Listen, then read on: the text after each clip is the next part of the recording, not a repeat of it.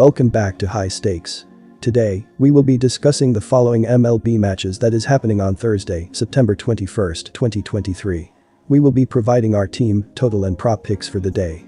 Before we get started, please remember to subscribe to our channel and turn on notifications so you don't miss any of our videos. If you want access to our premium picks, you can check out our Patreon page. You can find the link to our Patreon page in the description and comments section below. Atlanta Braves vs Washington Nationals. Take the Braves with the run line. The Braves are near clinching home field advantage through at least the NLCS, despite going 1-5 over their last 6 games. Despite a valiant comeback, they could not pull out an extra innings win over the Phillies on Wednesday. Pitching allowed 10 walks in the 6-5 loss, but only allowed 5 hits. They have walked 501 batters over 152 games this season and have struck out 1,439, second most in the game. Fried has been fantastic this season, allowing 2 runs or less in 9 of his 13 starts. Over his last 8 starts, the southpaw went 5-0 with a 2.96 ERA and 48 strikeouts over 45.2 innings. Fried did develop a blister in his last start, but still managed 5 innings of 1-run ball with 6 Ks. In the last 10 meetings between these two teams, Atlanta has won 6 times, and in the 6 games they've played against each other this season, Atlanta has won 4 of them. Notably, 3 of those victories came by a margin of 2 runs or more, and their average margin of victory has been 3.5 runs per game. The Braves have been particularly successful in games started by Max Fried, boasting a 10-3 record in those matchups. Fried himself has been impressive on the road this year, maintaining an unblemished 5-0 record with a stellar 1.74 ERA in 8 road starts. It's worth mentioning that reports indicate that the Atlanta starter recently had a bullpen session without needing to tape a blister, and he came out of it without any issues, suggesting that the blister shouldn't impact his performance. Additionally, he had some extra rest after skipping a start, so he is well rested and prepared to perform at his best. This may pose a challenge for the Nationals' offense, which has struggled recently, scoring just 1 run or less in 3 of their last 7 games. Furthermore, Washington hasn't managed to secure 3 consecutive wins since the last week of August, and it doesn't seem like this is the right time for them to break that streak. Therefore, it's advisable to take the Braves with the run line in this matchup. Also take the under. Washington's pitching allowed 6 hits in Wednesday's win, but also served up 5 free passes. Through 153 games they allowed 557 walks, 6th most overall, and the 232 home runs allowed were 14 more than any other staff. Irvin is making his 24th start of the year and looking for his first win since July 21st. In the 9 starts since his last victory, the right-hander has gone just 0-1 with a 3.60 ERA. In his last start, Irvin went just 4.2 innings after allowing 4 runs, 3 hits, and 4 walks, while serving up 2 home runs. This will be the rookie's first look at the mighty Braves lineup. This season these two have had the under go 4-2, and it has gone 7-3 over their last 10 meeting going back to last season. They have averaged a combined 7.5 runs per game in their 6 meetings this year. Fried is a stingy starter, giving up 2 runs or less 4 times in his last 6 starts and 9 times this year. He has allowed just 14 hits over his last 3 starts and has recorded 20 strikeouts in that stretch, so he is pretty much in peak form right now.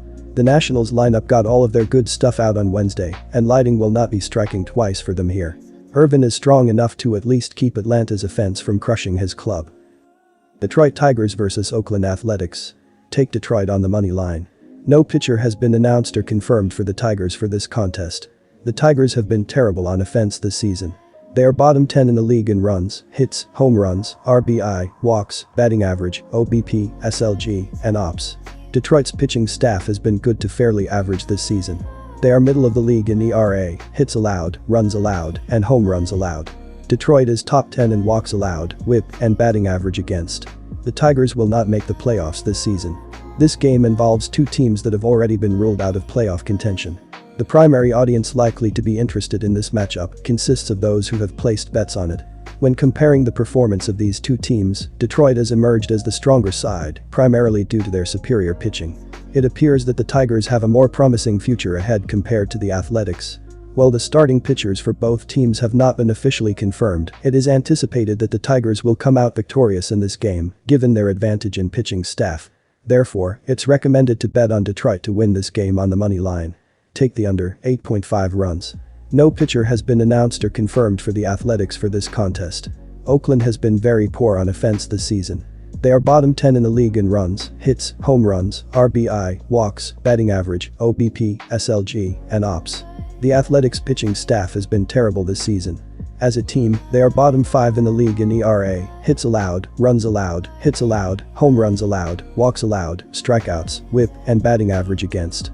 Oakland will not make the playoffs. Oakland has been very poor on offense this season. They are bottom 10 in the league in runs, hits, home runs, RBI, walks, batting average, OBP, SLG, and OPS. The Tigers have been terrible on offense this season. They are bottom 10 in the league in runs, hits, home runs, RBI, walks, batting average, OBP, SLG, and OPS. This game features 2 of the worst offenses in the MLB. This will be a lower scoring game, and the under will hit. Toronto Blue Jays vs New York Yankees.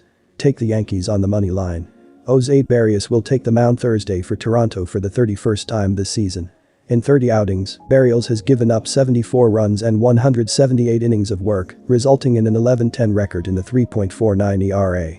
Offensively, Toronto has been stellar this season with a .257 batting average to go along with 679 runs scored on 13-18 hits. Bo Bichette has been the offensive leader for Toronto this season, with a .304 batting average to go along with a .336 on-base percentage. Vladimir Guerrero Jr. supplies the spark in the Toronto lineup, leading the team with 24 home runs and 90 RBIs. The New York Yankees remain at home Thursday 1 game above .500 on a 2-game skid after the loss in Game 1 of the series. Offensively, New York has been well below their expectations, with just 632 runs scored on 11 hits. The New York Power has surged this season, as the Yankees have a .397 slugging percentage to go along with 208 home runs. Aaron Judge has had another stellar year leading the team with 32 home runs. Gerrit Cole will be on the mound Thursday for New York for the 32nd time this season.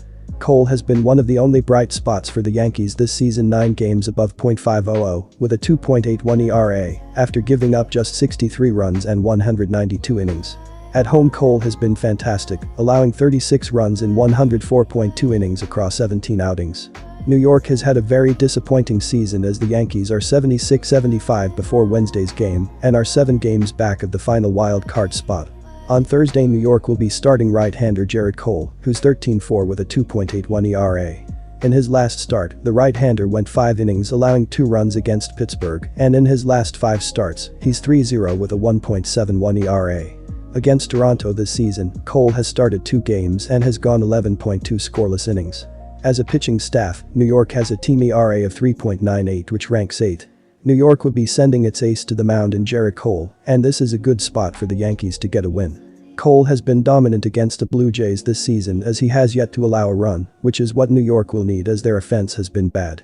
At home, Cole is also dominant, and this season, the Yankees are 32-27 as a home favorite while the Blue Jays are 16-16. Although Barrios has been solid this season, Cole should continue his dominance against Toronto and carry the Yankees to a low-scoring win. Also take under 7.5 runs. In the series finale, the Blue Jays will be giving the ball to right-hander Jose Barrios, who's 11-10 with a 3.49 ERA this season. In his last start, the righty went 7 scoreless innings against the Red Sox. In his last 5 starts, Barrios is 2-2 with a 3.94 ERA, and against the Yankees this season, he's 0-1 with a 4.05 ERA, as he went 6.2 innings allowing 3 runs. As a pitching staff, Toronto has a team ERA of 3.73 which ranks 2nd. With 2 good pitchers on the mound, I like the under in this matchup. This season, Toronto is 79-63-3 in hitting the under while is a road underdog 15-14-3 in hitting the under. New York, meanwhile, is 78-67-6 in hitting the under and as a home favorite is 29-28-2. Meanwhile, in Barrios' last 5 outings, he's allowing just 2.8 runs per start while Cole is only allowing 1.4 and both will go deep in the games. Both offenses struggle to produce runs and get key hits, which is another benefit for the under. Finally, in the 8 games they have played, the games are averaging 6.875 runs per game.